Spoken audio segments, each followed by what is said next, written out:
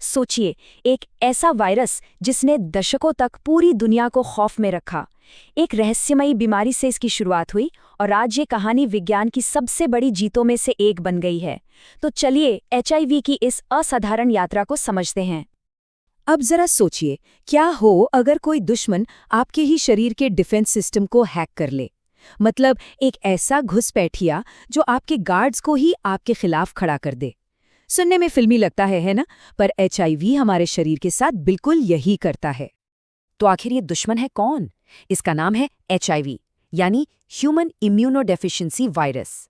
ये सीधा हमारे इम्यून सिस्टम पर अटैक करता है और इसका मेन टारगेट कौन होता है? T cells. आप इन्हें हमारे शरीर की सेना का कमांडर समझ सकते हैं। और जाहिर है, जब कमांडर ही ढेर हो जाए तो पूरी सेना का क्या होगा? वो तो बिखर ही जाएगी। अच्छा, यहाँ पर एक बहुत बड़ी कंफ्यूजन है जिसे क्लियर करना जरूरी है। कई लोगों को लगता है एचआईवी और एड्स एक ही चीज है, पर ऐसा नहीं है। एचआईवी वो वायरस है जो शरीर में घुसता है, और एड्स उस इन्फेक्शन की सबसे एडवांस्ड, सबसे सीरियस स्टेज है। ये वो हालत है जब वायरस इम्यून सिस्टम को इतना इतना ज्यादा कमजोर कर देता है कि शरीर छोटे से छोटे इन्फेक्शन से भी लड़ नहीं पाता। तो सवाल ये उठता है कि ये इतना शातिर वायरस आखिर इंसानों तक पहुंचा कैसे? इसकी जड़ें कहाँ हैं? इसका पता लगाने के लिए हमें टाइम में थोड़ा पीछे जाना होगा। कई दशकों तक ये वायरस बिल्कुल खामोशी से इंसानों के बीच अपनी जगह बना रहा था। किसी को कानो कान खबर नहीं थी।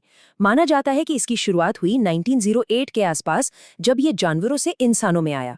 फिर 1959 में कॉन्गो में इसका पहला कंफर्म्ड केस मिला। लेकिन पूरी दुनिया को इस खतरे का असली अंदाजा कब हुआ? 1981 में, जब अमेरिका की सीडीसी ने अपनी पहली रिपोर्ट निकाली, और बस पूरी दुनिया में हड़कंप मच गया। तो ये छलांग लगी कैसे? देखिए, जो सबसे ज्यादा मानी जाने वाली थ्योरी है उसे कहते हैं कट हंटर हाइपोथेसिस। कहानी कुछ यूं है कि सेंट्रल अफ्रीका के जंगलों में कोई शिकारी चिंपैंजी का शिकार कर रहा था। उसी दौरान उसे कोई चोट लगी, कोई घाव हुआ, और वो उस जानवर के इन्फेक्टेड खून के कांटेक्ट में आ गया। बस वहीं से वायरस ने इंसानी शरीर में अपना नया घर बना लिया। तो एक लोकल घटना से ये एक ग्लोबल संकट कैसे बन गया? यहीं से शुरू होती है इसके खामोश लेकिन बहुत तेजी से फैलने की कहानी। ये वायरस एक तरह से इंसानों के साथ साथ ही दुनिया घूमने लगा। लोग जब एक जगह से दूसरी जगह गए तो ये वायरस भी उनके साथ अफ्रीका से हेटी और फिर अमेरिका तक पहुंच गया। और शुरुआती दशकों में तो कंटैमिनेटेड ब्लड डोनेशन और ड्रग्स के लिए इस्तेमाल होने वाली एक ही सुई ने से अनजाने में ही जंगल की आग की तरह फैला दिया। लेकिन इस वायरस का सबसे सबसे खतरनाक हथियार क्या था पता है? इसका लंबा लेटेंसी पीरियड। मतलब कोई इंसान सालों साल तक इन्फेक्टेड रह सकता था और उसे कोई लक्षण ही नहीं दिखते थे। वो बाहर से बिल्कुल हेल्दी लगता था, लेकिन अनजाने में ही वायरस दूसरों तक फैला रहा था। और इसी खामोशी ने, इसी छिपे हुए दुश्मन ने इसे एक ग्लोबल महामारी बना दिया।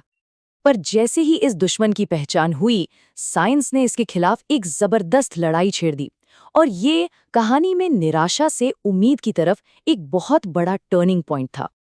इलाज की जो खोज हुई ना, वो किसी चमत्कार से कम नहीं थी। देखिए, शुरू में एक दवा आई, AZT।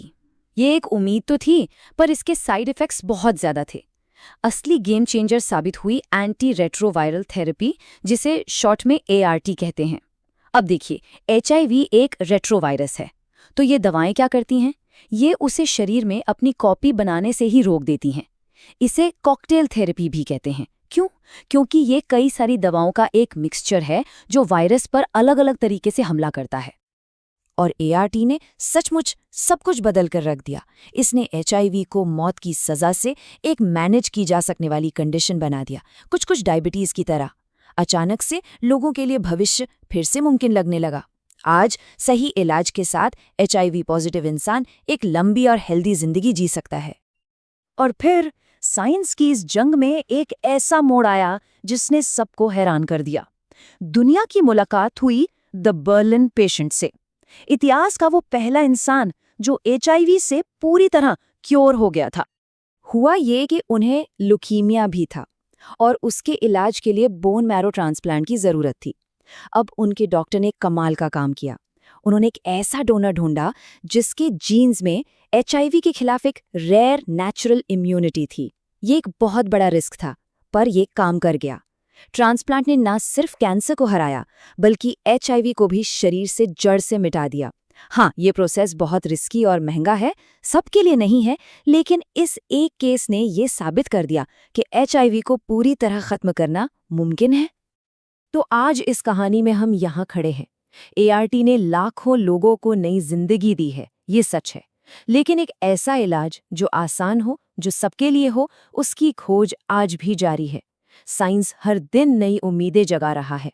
पर सवाल वही है, इस कहानी का अगला चैप्टर क्या होगा? वो कौन सी खोज होगी जो इस वायरस को हमेशा के लिए इतिहास की किताबों में दफन कर देगी?